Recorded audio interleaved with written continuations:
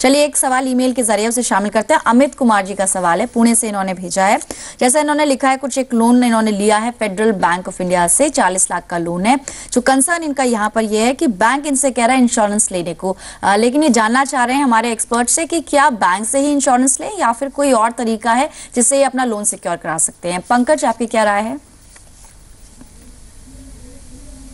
देखिए, 40 लाख का लोन लिया है तो इंश्योरेंस तो लेना ही चाहिए ताकि फैमिली पे कल उठ के बर्डन ना आए। मगर ये जरूरी नहीं है कि उसी बैंक से लेना चाहिए।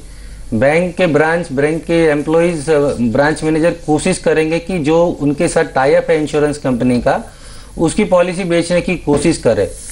मगर मेरी राय उनके लिए यही रहेगी कि वो बाहर से अपने रिस्क से बने तो ऑनलाइन टर्म प्लान ले, जो काफ़ी उनको कम दाम में मिलेगा और वो लोन खत्म हो जाने के बाद भी परिवार के लिए काम आ सकता है जी। तो बेटर है कि लोन जरूर से ले 40 लाख की, मगर हो सके तब तक बाहर से लोन ले और हो सके तो ऑनलाइन टर्म ले, अगर वो नेट बैंकिंग ये सब जानते हैं तो।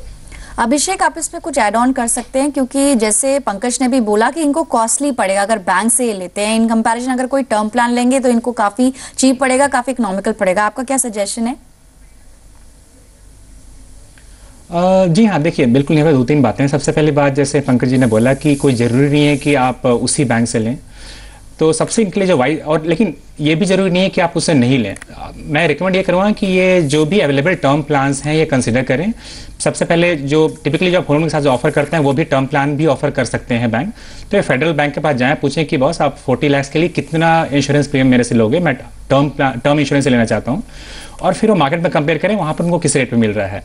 पहली बात यह है। दूसरी बात यह है कि जब भी आप टर्म इंश्योरेंस ले रहे हो तो उसमें जो जिस कंपनी से आप ले रहे हो उनका जो क्लेम सेटलमेंट रेशियो क्या है वो काफ़ी इंपॉर्टेंट होता है, क्योंकि जब भी आपको इंश्योरेंस की जरूरत पड़ जाती है खुदा न खास्ता, उस टाइम में कंपनी आपको कितना हेल्पफुल है आपको उसको सेटल करने के लिए, पैसे दे करने के लिए।